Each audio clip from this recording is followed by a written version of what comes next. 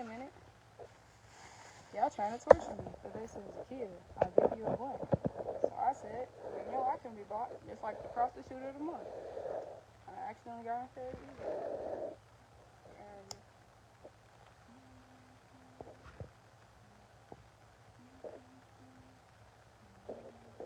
I got like y'all incense. I'm gonna cut my mouth. Y'all wait for it to be lit to blow it out, or you just finish? Looks like I got a body bag up there. That's a poncho. That's a poncho. That's a poncho. But do y'all wait for it to get red to blow it out, or you just keep relighting it? Y'all probably just keep relighting it. Personally, I wait.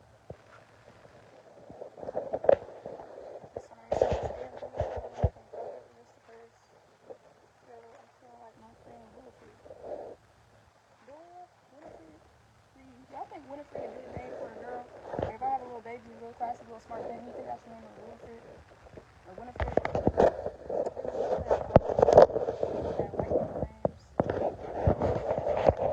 White people names. Oh, I feel bad for y'all. Y'all gotta see my butt.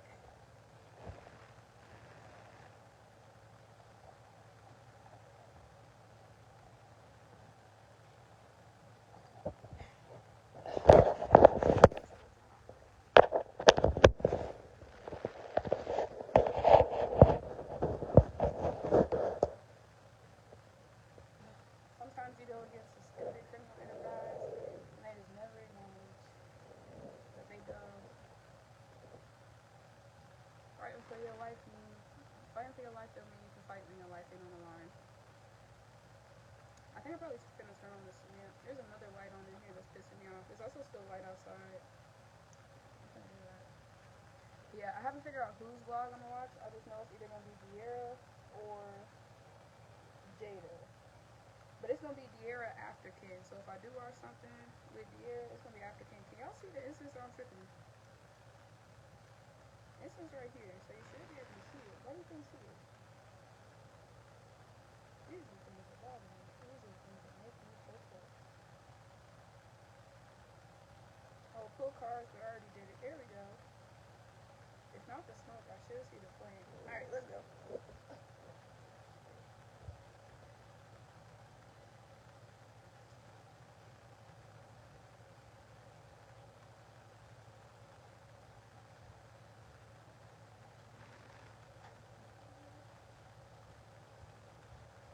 Alright. Oh. Alright.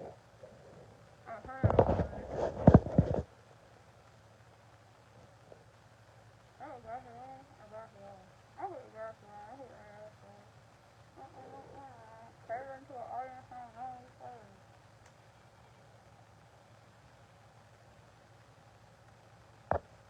As y'all probably know, I'm a priestess, so before I appear, I gotta bless the stage, per se. You know, just like strippers got their rituals before they go out, I got my rituals before I pop out. Because one thing you're not gonna do is send me a whole bunch of hate just because. You ain't gonna get to send me hate. They already broke my block earlier today. The gas station by my house closed down because there was a tornado that came through yesterday. So I'm like irritated about that. I would say that's a really inconvenience, but it's not. I tried to go get some chips last night and I couldn't because was that last night? No, I tried to get a Black and Nile last night, but I couldn't because the power was down. And then I was gonna go to the coffee shop today, but they were closed. But then where I went to get dinner at, they ended up having coffee.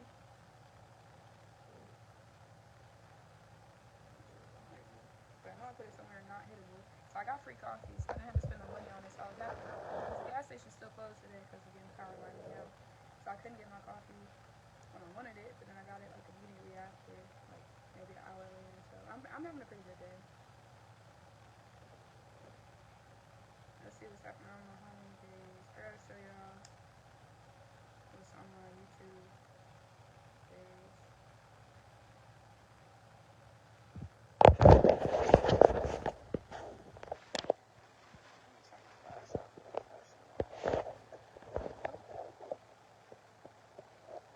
Alright, the New York mayor got some issues with.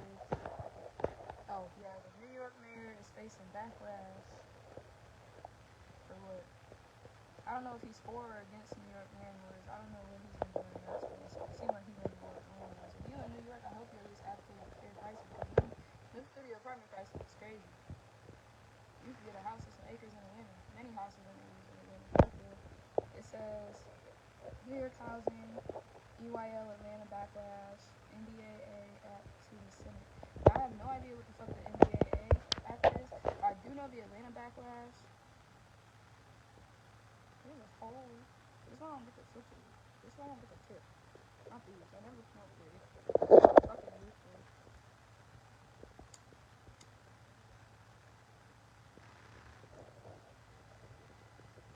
Now, apparently, Earn Your Leisure, the Black economics platform, has been under fire because of some things happening in Atlanta. I think it was pretty much that they spoke out against the Atlanta market for a lack of support, essentially. I don't know if it was support for its constituents or just support in general. But I know I saw something about them critiquing Atlanta. I'm like, I don't understand why EYL was critiquing Atlanta when EYL doesn't take place in Atlanta. I think it has something to do with the Best Fest. Maybe there was a lack of support from the community. I really don't know. I really don't know, but I haven't figured it out yet. We got a song by SMJ. She's the one who made Box Chevy. It's that Box Chevy music. Why the fuck is bitches worried about what I'm doing? Why the fuck is bitches worried about who I'm screwing? That's how you get the ball and how you lose. New song from her. They got some Young Thug up here from 11 months ago. Trevor Jackson. Y'all remember Trevor Jackson when he was making music? Like back then with Mindless Behavior and Biggie Simmons. Y'all remember where them niggas started from? Because now they actors, but did y'all know that they used to make music? Because apparently a lot of people don't know that. And they always act like I'm revealing some type of low-key information. I'm like, it's not my fault you have a career, bitch. The whole point was to have fans. But then they be mad at you because you remind them when they were in a boy band. It's like, it's not a boy band if you didn't have them. Also, I got this book from the free library. I'm wearing blue today to represent the Crips. It's a book, so you gotta double check the time. I think on Instagram. It's called Invisible. I haven't read it yet, but the cover was cool as fuck. So I'm like, I know this shit funny. I guess one of the main characters is invisible. Or maybe not. Socially invisible? There's George the Brain, Sarah the Loner, Dariah the Tough Kid, Nico the Rich Kid, and Miguel the Athlete. And they're stuck together when they're forced to complete their school's community service hours. Although they're sure they have nothing in common with one another, some people see them as all the same, just 5 Spanish-speaking kids. Then they meet someone who truly needs their help, and they must decide whether they are willing to expose their own secrets to help, or if remaining invisible is the only way to survive in middle school. Okay, so should we get bullied for somebody else? Hell yeah, if the person who you're going to get bullied for is going to defend you against the bullies. If they getting bullied alongside of you, it ain't nothing wrong with getting bullied, because at least we're in this together. Alright,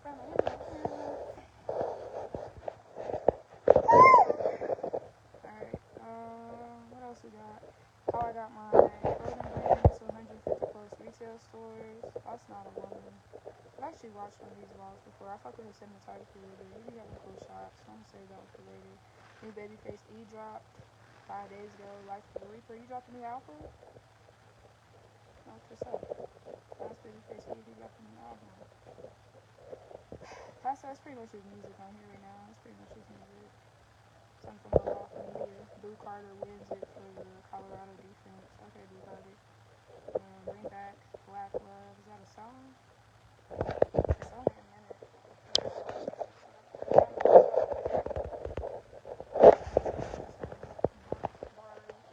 Building a movement before building his brand. I'll save that for later.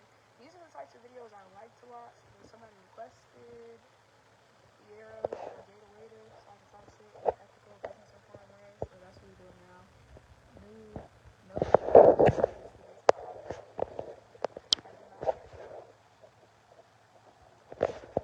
You need to build an audience before you launch your fashion brand. Let me show you how. 2 weeks ago, I'll save that for later. I usually got opinions. It's not always a critique. Y'all heard that song by the All American Rejects, Move On? That's on my YouTube feed too. I ain't got nowhere to go for like an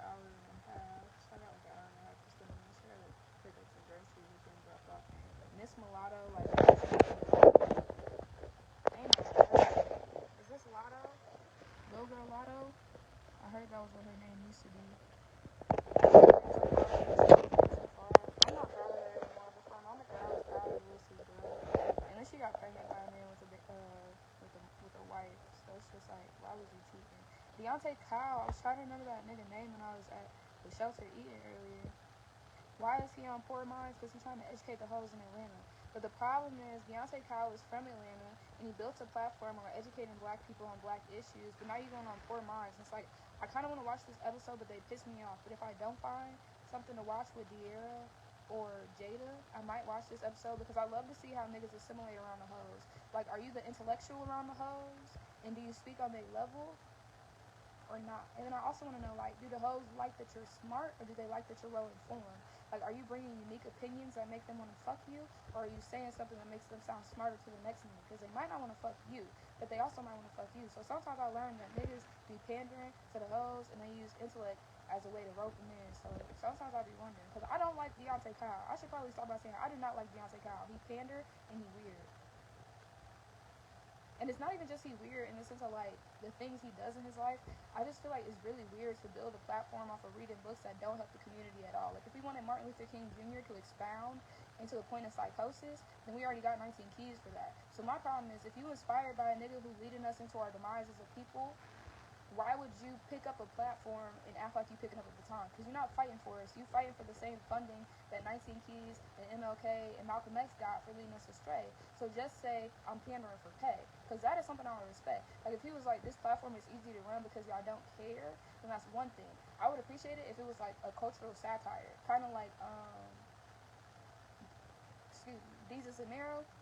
Because Jesus Amaro out of New York used to do politically informed commentary that also involved black culture. So I feel like with Deontay Kyle, like, there's jokes you can make about black people, there's jokes you can make about white people, but at a certain point the information should take precedence to your own personal agenda. If your platform isn't built on the fact that you want to express your own political opinions to the people, whether they listen or not, then that's one thing. But I feel like even in your desire to express yourself and become an advocate, you should make sure that you're still advocating for the people who care about the information. Like, you can't just make a platform out of educating the uneducated and completely dismiss the educated. Because if the educated are critiquing you, you should engage in a thoughtful critique back. Either they're critiquing your approach to sharing the information, or they're critiquing your talking points. But at a certain point, like, we've been dealing with the same talking points since the 1950s. That's what I'm saying. Martin Luther King Jr. wouldn't need a podcast in today's society because he would pander just like he did back then. Because Martin Luther King Jr. talked about respectability politics. So it's like, if his whole platform was respectability, politics, and passivity, and how that would make you better when you're in proximity to white people, and your life can be lengthened based off of how docile you are around the white man, then it's like, okay, this is what it takes to stay alive. But we're no longer in the pandering to the white man's desire for a peaceful, submissive black. We're no longer in the era where pandering to a white man's desire for a peaceful, submissive black will save your life, because before you're ever rowdy, you'll get killed. That's what they taught us with Trayvon Martin. That's what they taught us with George Floyd. That's what they taught us with everybody who died back between like 2014 and 2020.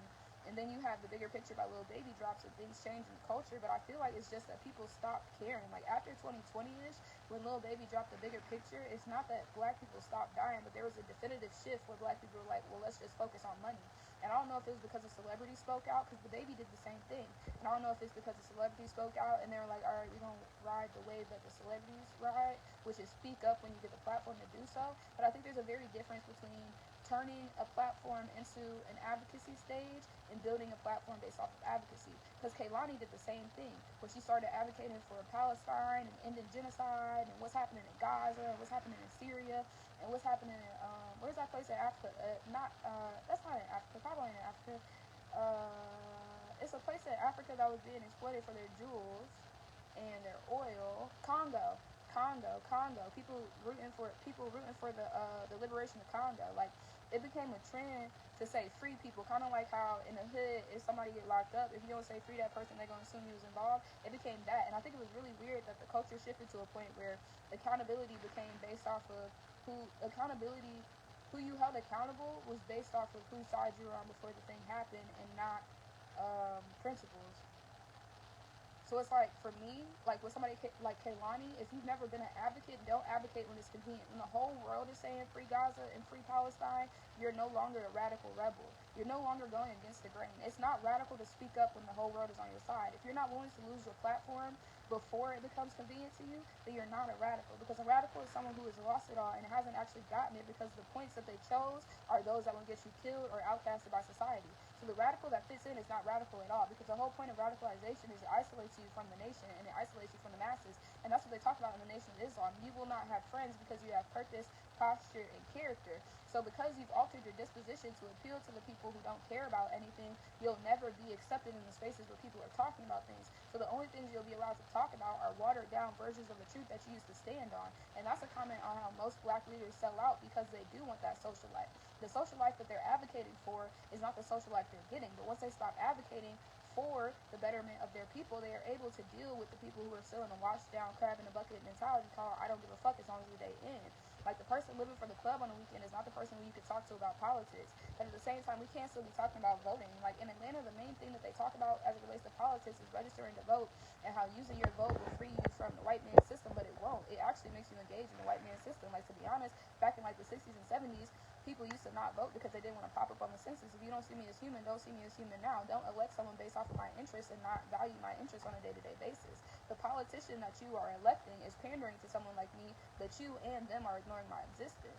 And this comes back to my critique of Deontay Kyle, because in today's world, there are things we need to talk about as a nation. Black people need to talk about things, but the American people need to talk about things as well. And if you can't find the overlap of those two conversations to figure out what commonality looks like among human beings, then you shouldn't be in a position of influencing people, because you're telling people to read books like From Niggas to Gods that have no bearing on our actual life. Because again, reading a lot of the books on his reading list do not make you free. They make you sound like someone who has been liberated, but you still live in the same day-to-day struggle. You are not a better man, woman, black, child, American, nothing because you read the books that an intellectual reads. You're a better person and a freed person because you chose to free yourself from the thought process. The more words I know, the better I am as a person.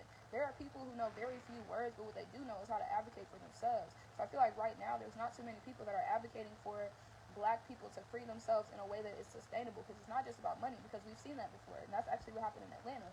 Not just the streetwear culture, but just the Atlanta business ecosystem. Everybody wanted to get rich, everyone got rich, and they were still unhappy, and then you just ended up having people robbing each other. I'm rich as fucking unhappy. Or you have the people who become scammers, so you either become a robber, a scammer, or a panderer, and that's where the black wealth ended. So it's not even that there's a black wealth gap, there's a black character gap, because there's a lot of rich black people, but none of those rich black people reach back to black people or the people in their community. Because a lot of times a black man will move to a rich white neighborhood, but he won't introduce himself to his neighbors. So it's like the black man is still just as outcasted among the rich whites that he now is able to sit beside. You got to see it at the table, but it's in a different house. And that's what it is. Like, you're no longer massive slave, but now you have slaves, and you're still not acknowledging the commonality between you and master. So really, the only thing that happens in the black wealth system is you go from slave to slave owner, but you never go to freed slave. And that's my problem. The goal should be to go to freed slave, but as it stands in the culture, from the time of Martin Luther King Jr. to now, we are still in the enslaved state. Because if you go from being a slave to being a slave master, you still aren't willing to look at the commonality between you and the slave. The ones you hire are exactly like the ones you hire have more in common with the old you than the one you are now. The person who hired you to be a slave is the person who you now see commonality in. So you'll never advocate for the rights of the slave. But the thing is, if you were raised on the plantation and you had a life based on the plantation, then when somebody else from the plantation asks you, hey, what do you think? You would say, the treatment on the plantation is terrible.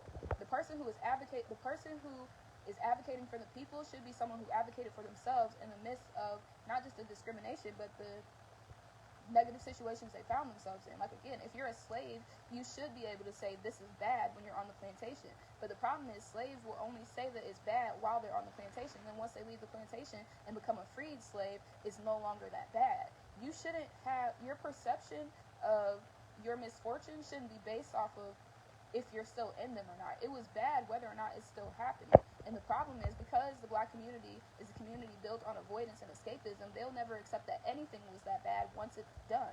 But that thing is still ruining their lives. Freed slaves' lives didn't get better because they were no longer in captivity. Their lives got better because they were able to have proximity to things that gave them happiness, which is when you realize that the only thing that the slaves were fighting for was equality on the plantation. So if you're not giving the black people on plantations the right to feel human while engaging in paid or unpaid labor, they will never see themselves as skilled or worthwhile laborers. So you cannot instill insecurity into a people and to be surprised when they think that money is the only thing that makes them worthwhile. Again, we are the descendants of slaves. It has not been even 100 years since the white man told us we were only as good as our work. But then, this comes back to the commentary on Atlanta culture, which is, if you don't work hard, if you're not hustling, you're not worth shit. I'm actually worth something as long as I have happiness. Which is how you hear the stories about the people whose families were slaves, but they were the happier slaves on the plantations. They were singing, they took the abuse, not with a smile, but they still found a way to uplift their spirit to stand for something the next day. I'm still going to go out there and work because my lineage will have longevity. I understand the sacrifices I'm making. But the problem is, people think that the sacrifices that were made on the plantation are the same sacrifice that Martin Luther King Jr. asked us to make. The sacrifice that Martin Luther King Jr. asked us to make is not even that close to the sacrifice that Jesus asked us to make. Because Jesus said, turn the other cheek. When someone is disrespecting you, allow it and focus on who you are as a person. What Martin Luther King Jr. said is allow the disrespect because they are a disrespectful people. We are pushing for equality in perception. We are pushing for white people to see us all as even, but they don't yet. So go into every encounter with a white person understanding that they think you're below them, and be the person who inspires them to think that black people are better. That is what playing into respectability politics means. It means playing into respectability politics means you are the good Negro now. Everywhere you go, remember you are carrying the perception of black people with you. If you mess up this meeting, another black person will never come. So while MLK was saying that we need to be treated equal, he was also saying black people need to behave in a way that will let the white man respect you, which is where him and Malcolm X differ, because Malcolm X was saying be your black ass self and understand you are a radical. An act of defiance is being yourself.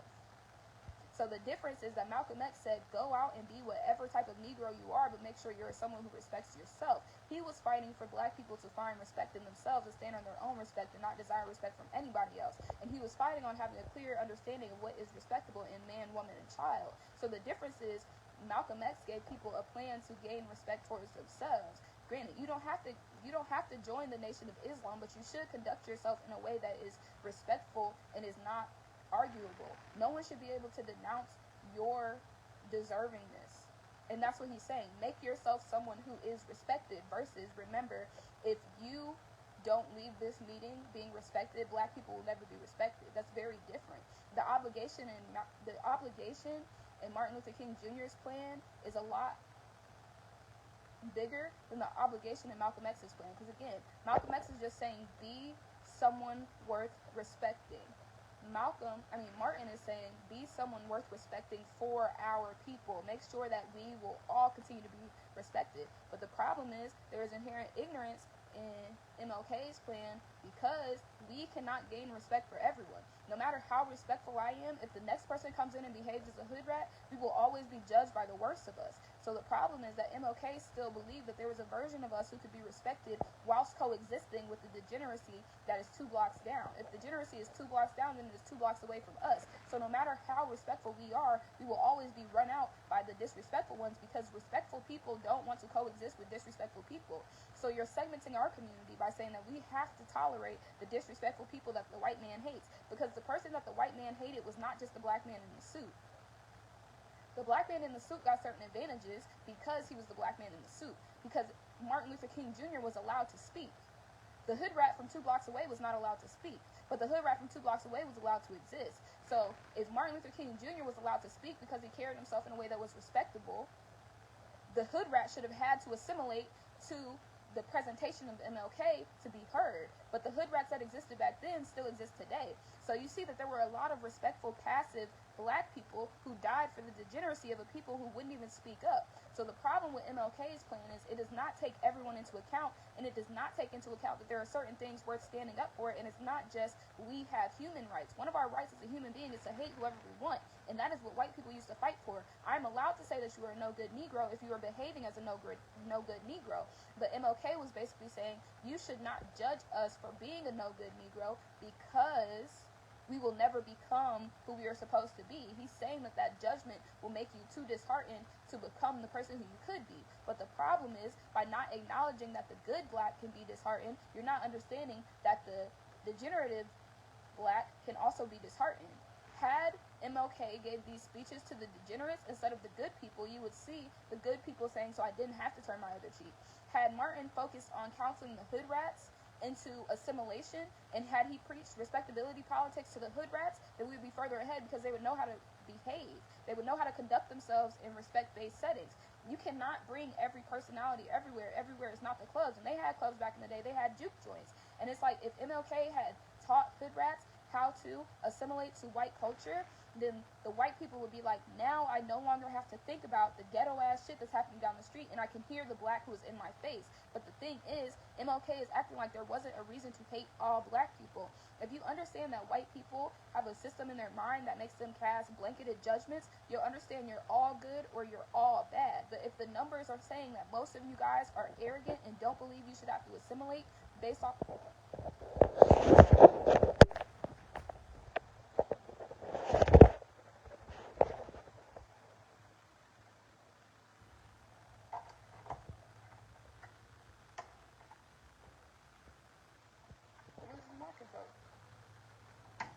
now, anyway, if Martin was saying that, or if Martin had said that hood rats should assimilate, then white people would believe that there is a such thing as changing the hood rat, because the one they wanted to change was the hood rat. They didn't want to change the respectful man into being disrespectful, and they didn't feel like he needed to be more buttoned up. Some of us were already meeting, some of us were already rising to the occasion, and some of us were already meeting the demands of the black people.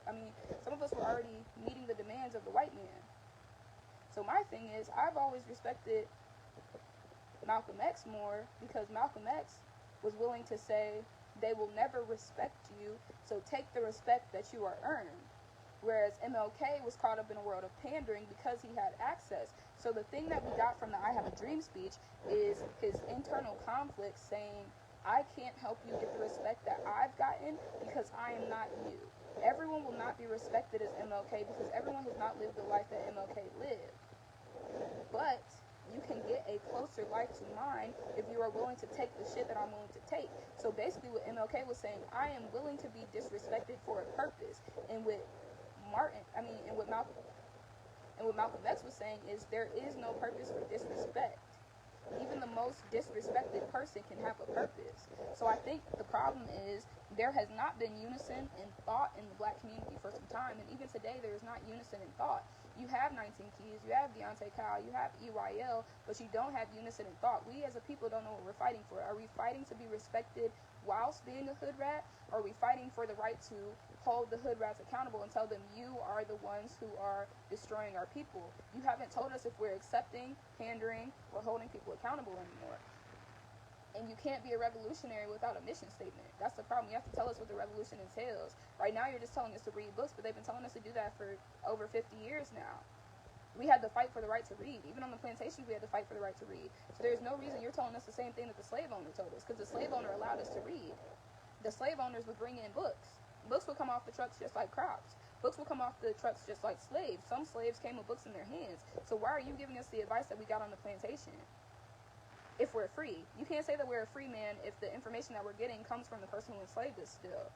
And if their plan is still working and we still have not assimilated to the ways that this country works, then you cannot say that we are acting out of unnecessary defiance. And that's what a lot of people today say. You're saying that there is something radical about our lack of a desire to adhere to white politics or white policies, but adhering to white policies is adhering to humanity. So the problem is you're saying we shouldn't have to conform to the white man, but the white man isn't asking us to conform to them. They're saying stop behaving like dogs. And again, if we still have not learned the lesson that was instilled in us on the plantation, then why is it that we are speaking as if we are a self-governing sovereign nation? We are still exactly as insecure and exactly as uneducated as we were on the plantation. Now we have money, which means we did sell our souls for money in proximity to white people, but we didn't sell our souls for proximity to white greatness. We should have been great by now as a people. We've had enough speeches, we've had enough movements, and we've had enough slaughters to be great as a people. The reason we are not considered great is because we are not uplifting greatness, and we have redefined what greatness is. Back in the day, something great that happened was something radical that changed the culture. Like when Rosa Parks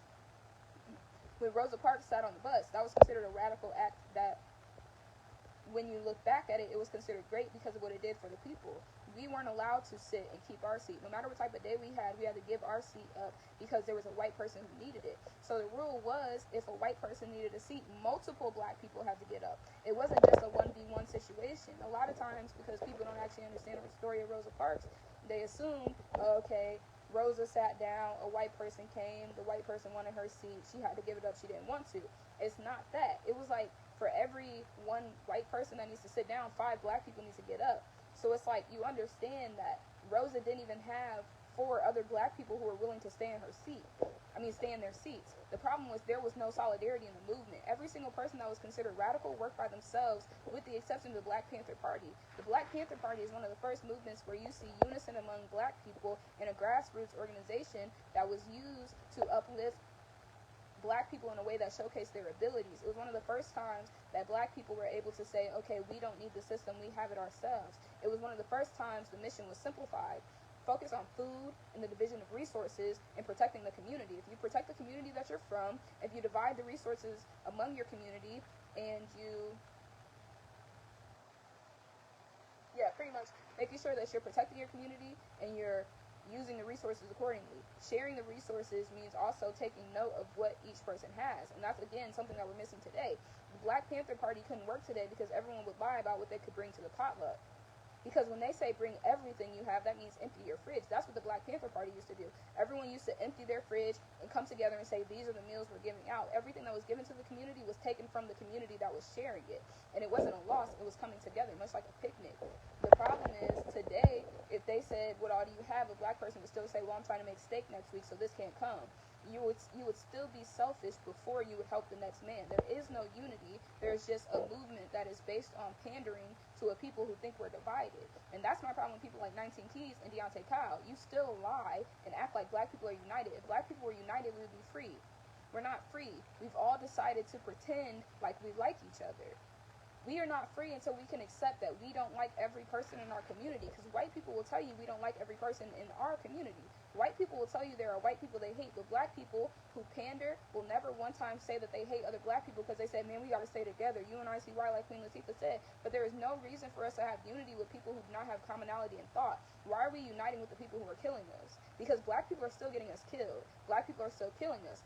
But then again, when you talk about the destruction of the black community, they always want to talk about gun violence. But they say that gun violence is a reflection of the problems in the neighborhood. Gun violence is not often far-reaching. You rarely have niggas going from Chicago to Philly to kill people. Their ops rarely live in different states. So it's like, if you can't understand the desire for the individual to take action into their own hands in their community, then you'll never understand what the community is built on and what the community is sustained by. And these are conversations that are more important. When is the appropriate time to take justice? Not was the action right, when is the appropriate time to take action at all? Because a lot of times before that person kills that person, there were many reports in the community of why that person didn't deserve to live there. You can run someone out the community alive. That's what they used to do post-slavery. They used to keep the dogs. They used to keep the dogs and use the dogs to get the people in the community out who weren't supposed to be there. People used to move. Now our community kills people, but our community used to get people to move out of town because they were fighting for the city. Now we're fighting for the culture. You should still fight for the city because the city is where the culture is upheld. You cannot take Chicago culture to LA and think that LA culture is going to submit to Chicago culture. It won't. Now you have conflicting politics between Chicago and LA. The problem is you have to know what you're fighting for, and it should be clear, and it's not that hard to say, some of you don't deserve to be here. You don't deserve to be in the community. You don't deserve to have a platform. You don't deserve to get any money, and you don't deserve to speak for us. But the problem is you act as if you speak out against the next person, whether they have a platform, whether they were right about something they said, if your spirit doesn't resonate with them and you don't see them as a reflection of greatness, you should not have to coexist to them, because at the end of the day, that person is getting checks for what they say. At the end of the day, money that you could be getting is going to them, and it's only because they're pandering. That person rarely lives the same life off the camera that they live on the camera. And that's my critique of Deontay Kyle. It's more than just books. If you don't have one book that amplifies the culture and explains it in a way that everyone can understand what the greatness is, then you're going to continue to have people trapped in a victim state. And they've been trapped in a victim state since slavery. Most people have never taken action in their life about something real. Just voting does not change the community.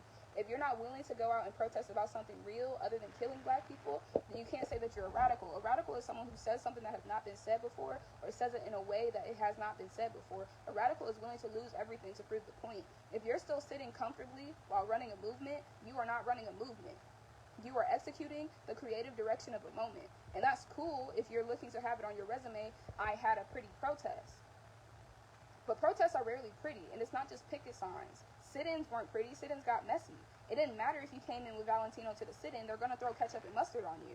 If you walked out of a sit-in without your clothes being dirty, they would run you out the city because you just sat there to be pretty. You cannot be here for the moment and not think that you're ruining the movement. So again, the problem is black leaders would say all this arguing, they call it the front lines, but they say all this arguing across the front lines was something that was ruining the community. They would say that a black person holding another black person accountable in front of a white person is showing an ununited front. They were saying we need to be as united as the white people are, but we don't. We need to be as willing to be berating and arrogant and everything white people say we are to the next black man when they are ruining our community. I will ruin my community before I let you do it. It's something that black people should be willing to stand on.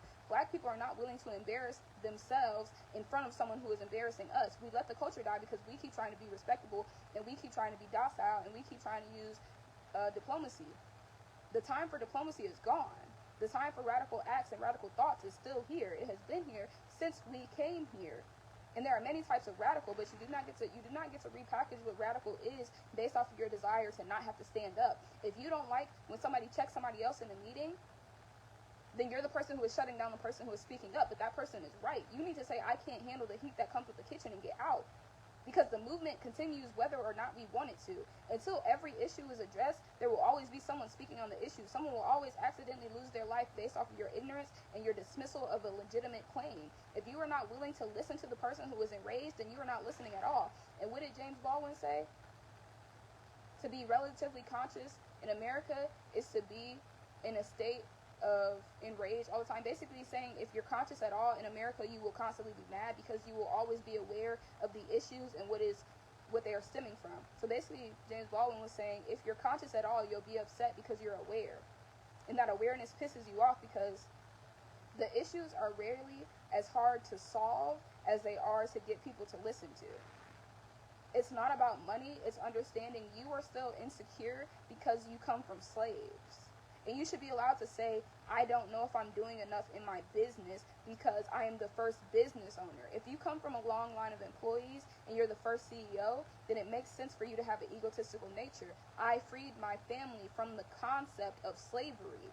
My family is no longer held hostage by their jobs. My family is no longer slaves to employment because I am setting a precedent called you can be your own boss.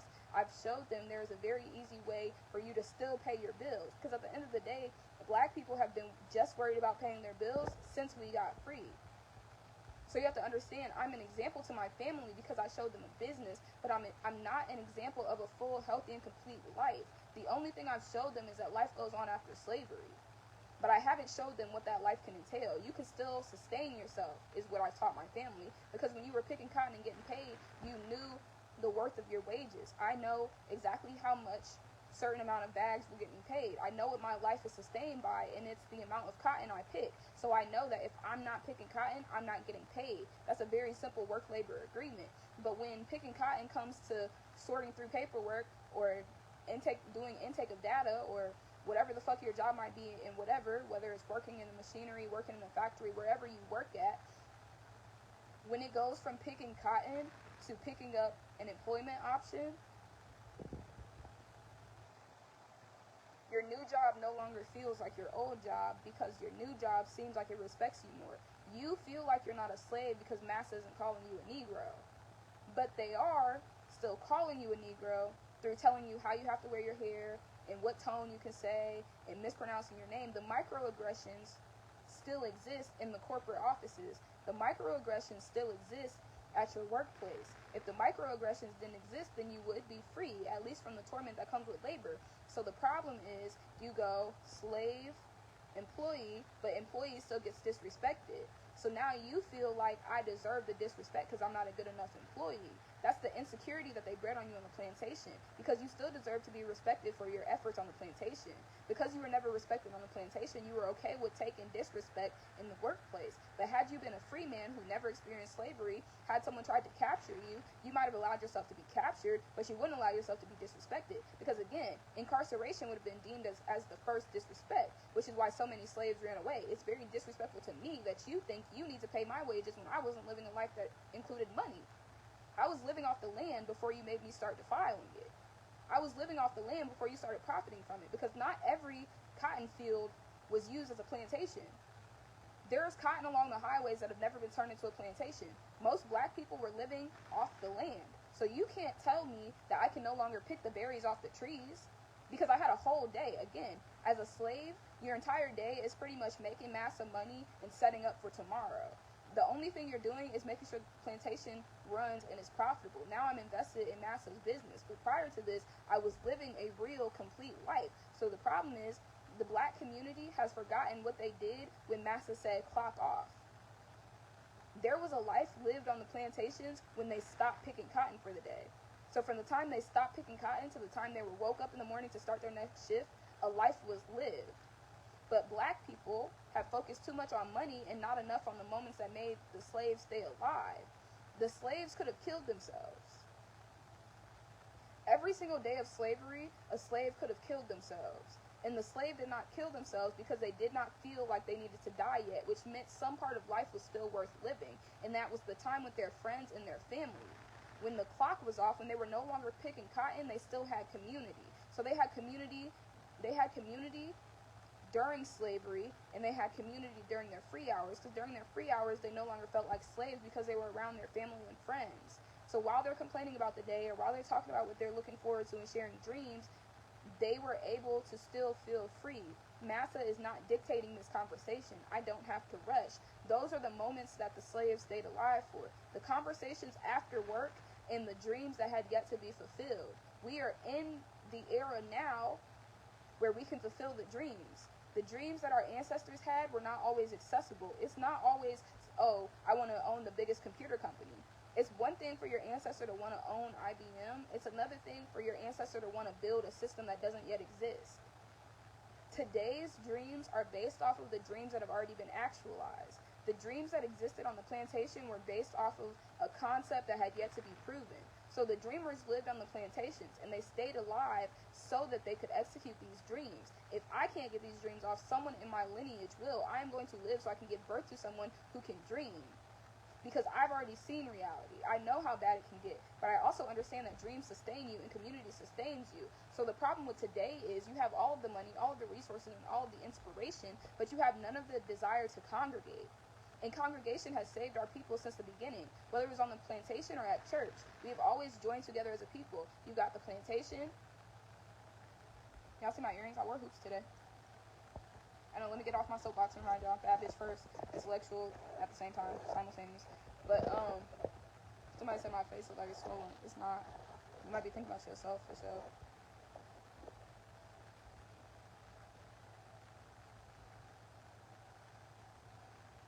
That's swelling. Now again,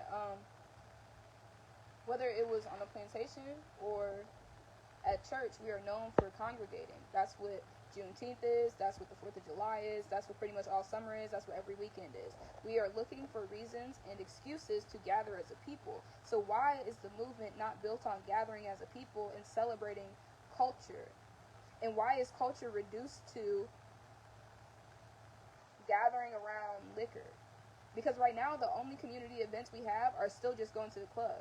You're rarely seeing an event that is just a pull up and let's determine the event once we get there. But how many times have you pulled up to your friend's house and some of your friends pulled up and the evening was dictated based off of how y'all felt?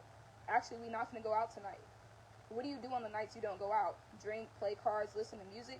That can be every day because that was life on the plantation. The problem is people, especially black people, keep thinking there was a radical change that is going to happen in the way we live. It will always be drinking, gathering, playing games, telling jokes, and listening to music. So why don't you accept that the greedy-ass life you're living is not going to get you back to your community? You have long days because you have outcasted yourself from the community that is looking to take it slow. And that hustler mentality is telling me that my 24 hours must be wasted in building a dream I don't have. I don't have to chase a dream when peace is right here obtainable. If I could sit in my house and drink and smoke and listen to music and enjoy company with myself or my friends, then I have made it in life. The problem is, in the black community, the next man is always telling you what it means to make it whilst not having made it there themselves. You might have made it to a point of prosperity, but did you make it to a point of peace? And if the movement isn't based on obtaining peace, then the movement is based on keeping us shackled in the same shackles that the white man had us forged. We built our own shackles for them, and we stayed in them. And the problem is, you cannot act like you are not enslaved if the only thing you deem worthwhile is making money. Money is useful. You can't solve problems without money, but you can fund a movement without money. It's called someone else has the money. The problem is the people who are advocates think that they have to hold the money. You don't. You have to be able to find where the money is at and convince them to share the resources with your community. The problem is the advocate wants to get paid. The advocate should not want to get paid. The advocate should be willing to do the work because of the transformations that will come from it. So if the advocate is not focused on transformation, then the advocate is focused on defamation and destroying the culture. And that's my speech. Because y'all have built the movement on prosperity and critiquing how much money is enough money and how much somebody should work, no one is ever going to feel peace. If we did not feel peace on the plantation because of massa, why would I once again forego my own peace to become my own massa? I don't want to work. Is a fair thing to say. I want communities that are self-sufficient, and I want to be funded for the skills I have. I should not have to make an ebook when I am able to make clothes. Why can't I be the person in the neighborhood who gets paid to make clothes? What if I don't want the biggest brand in the world, and what if I don't want to have to ship everything? What if I want to be the seamstress in the community? Because we used to have community seamstresses. What I'm saying is all the skills used to be within the cul-de-sac. Why have you stopped advertising the skills within the cul-de-sac? Why do I have to buy something from someone in Atlanta when someone in my community can probably do it? And why am I so afraid to ask the next person in my community what their skills are? Because what? Jealousy. You cannot be so jealous that you don't take stock of the skills that are in the community. That's what the movement is based off of. The Black Panthers would not have succeeded had there not been a documentation of who has groceries.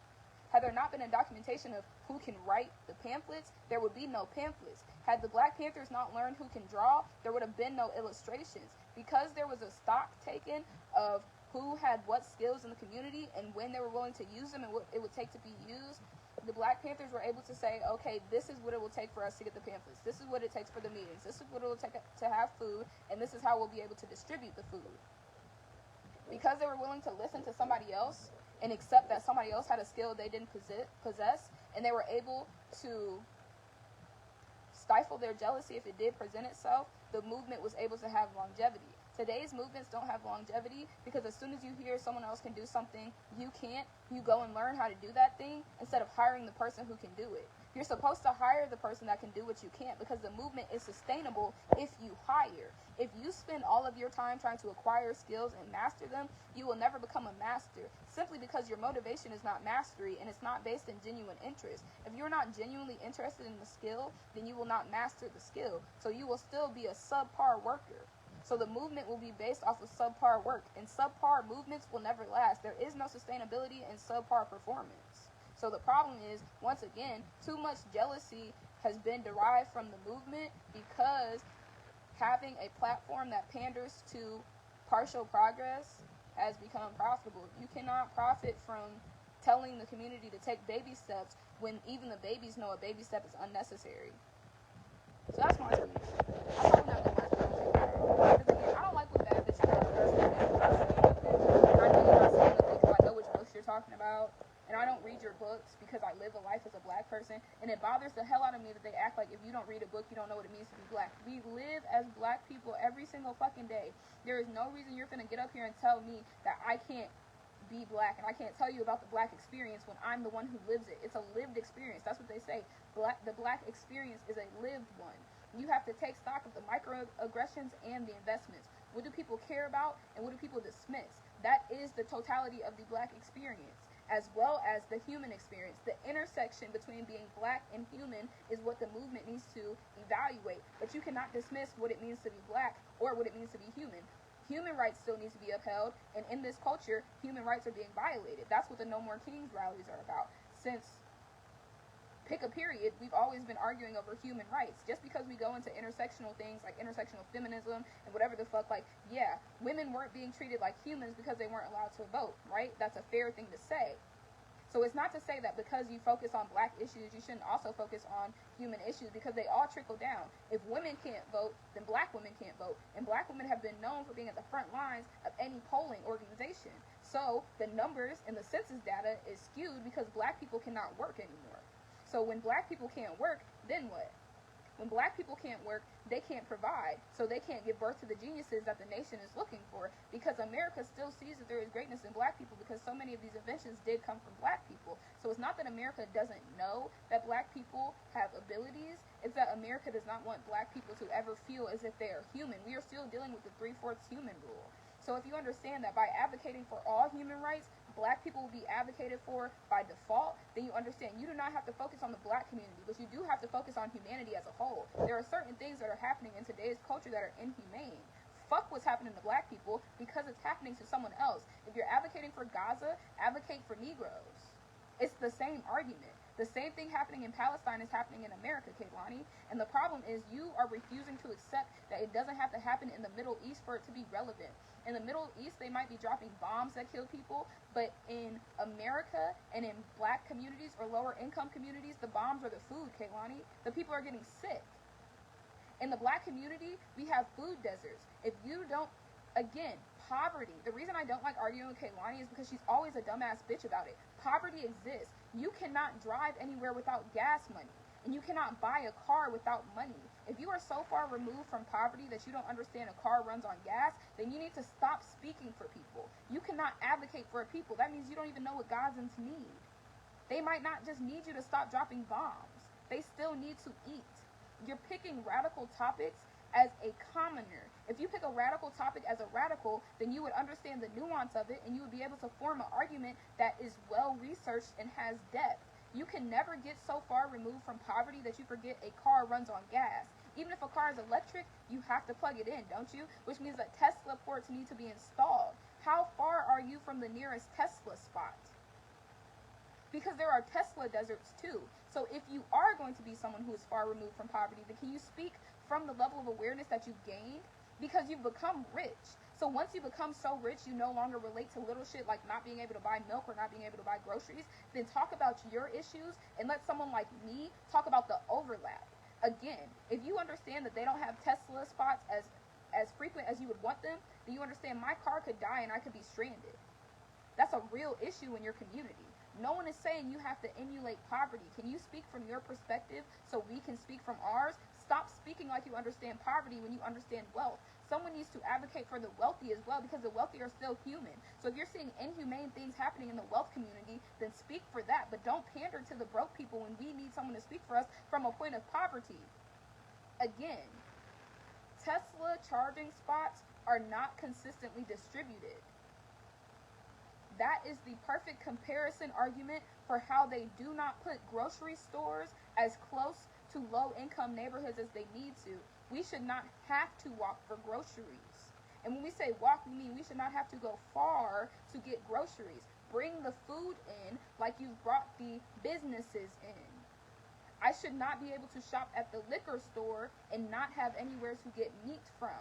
That is an intentional investment from the city. That is city planning. If the city has decided to fund the liquor markets, the city could decide to fund a small market too. We need places to get protein, not just Patron. That's what we're arguing about here. Your experiences are valid for the community that you now represent. You have gotten too far from us. That is what they say. When they say that you changed, it means you forgot where you came from. And that is a personal critique for you to take how you want. If you feel guilty because you know you changed and you forgot that you came from poverty, then deal with that guilt and reflect on where you are now. You don't have to look back to how bad it was when you were broke, but you damn sure have to acknowledge the issues at the level you're sitting at. That's what it means to be human and to be an advocate. To be radical is to say, give a fuck if I'm rich. There are issues. Just address the issues. Stop pandering. That's all you guys have done, and it's been entirely too long. Gaza don't need you like Georgia do. Gaza don't need you like nowhere does. Everywhere in America needs somewhere to speak for them because we still have not been heard. They're still arguing if poverty is self-induced. You cannot build a city that sustains poverty and act like poverty is the result of underworking. But if you get rich and say, I'm only here because I worked hard, then you're feeding the public agenda that the harder you work, the more money you will have. But the people who try to work their way out of poverty never are able to do it. You don't get to act like someone who is in debt can just pick up more hours and they'll never miss a shift. There is something called sleep that is required. You need to say, I had the luxury of support. Someone let me crash on their couch while I was building my business. Because of that, I didn't have to worry about paying bills. Just say I had the luxury of support, and that is why I don't understand true poverty. I know what it means to be broke in the sense that I can't bring any new food in, but I also know that I had a friend who let me eat out of their fridge. You cannot act as if you didn't have a friend that lets you eat out of their fridge. The people who are in poverty do not have the friend who will provide for them. So when someone says, how can I get to where you're at? You need to say, have a really good friend who helps you when you're sitting on your ass. Because you have a 24 hours that is different. So we do not all have the same 24 hours, because some of us have a supportive person in our 24 hours who says, take today off. And some of us have a hard-ass boss who says, you must come in today. The person who can't call out to work does not have the same 24 hours as the person who doesn't have a job. So again, the problem is people start to pander because they don't want to accept the fact that they've gotten too far from their community. But instead of working backwards, they just like to remember the parts that outcasted them in the rooms they wanted to be in. That person who is advocating for poverty as a rich man is just remembering when they felt too broke, not when they were too broke. But when I wanted to sit with the mayors, I wasn't allowed to because my suit wasn't good enough, which still means you had a suit. So you're only advocating from the things that you were discriminated against. But you were discriminated against differently because you had some type of prosperity. You were not as rich as you wanted, and you weren't as wealthy as you wanted, but you had some type of provision that allowed you to live a different life than someone from poverty. It's okay to have grown up and changed.